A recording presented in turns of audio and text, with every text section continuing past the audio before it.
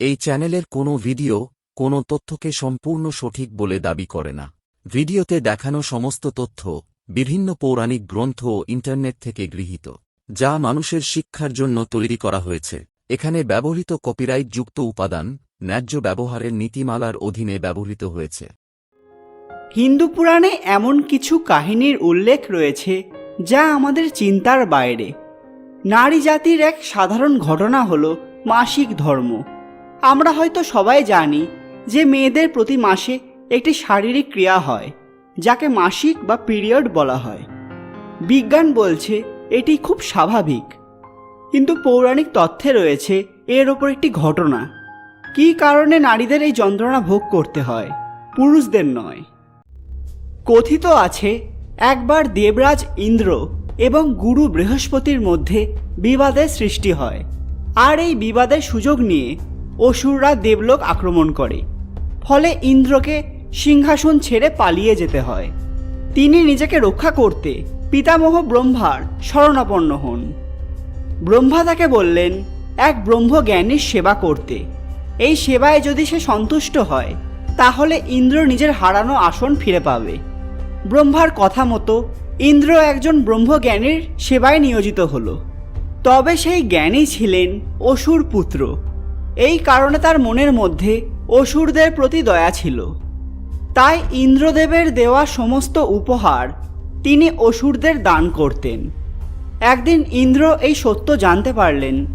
অত্যন্ত কুপিত হয়ে তিনি সেই জ্ঞানীকে হত্যা করেন। ক্রোধের বশে গুরুকে হত্যা করায় তার গায়ে গুরু হত্যার পাপ লাগে। তাই সেই পাপ থেকে রক্ষা পেতে ইন্দ্রদেব ভগবান বিষ্ণুর আরাধনা শুরু করলেন। এতে সন্তুষ্ট হয়ে বিষ্ণু তাকে উপদেশ দেন যে এই পাপ থেকে রক্ষা পেতে ইন্দ্রকে নিজের পাপের পরিমাণ গাছ, ভূমি, জল এবং স্ত্রীদের মধ্যে ভাগ করে দিতে হবে, আর তার সঙ্গে একটি করে বর প্রদান করতে হবে। সেই কথা মতো ইন্দ্রদেব প্রথমে গাছকে তার পাপের 1/4 দেন এবং তাকে বর প্রদান করেন যে গাছ মৃত্যুর পরেও নিজে থেকেই আবার সেই স্থানে জন্মাতে পারবে। এরপর ইন্দ্র জলকে নিজের পাপের ভাগীদার করেন এবং বর দেন যে জল সমস্ত জিনিসকে পবিত্র করতে পারবে। সে কারণে হিন্দু ধর্মে জলের গুরুত্ব অনেক বেশি। পূজা অর্চনাতেও জলের ব্যবহার খুবই গুরুত্বপূর্ণ।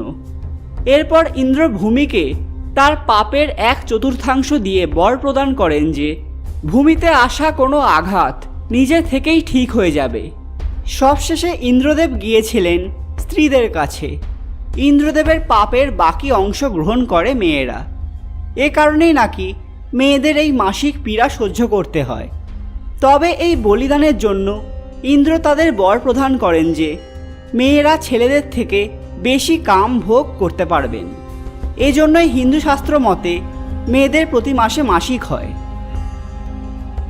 আজকের ভিডিওটি ভালো লেগে থাকলে লাইক, কমেন্ট এবং শেয়ার করতে ভুলবেন না। পরবর্তী ভিডিওতে আপনারা কোন পৌরাণিক ঘটনা সম্পর্কে জানতে চান সেটা আমাদের কমেন্টে জানান। ধন্যবাদ।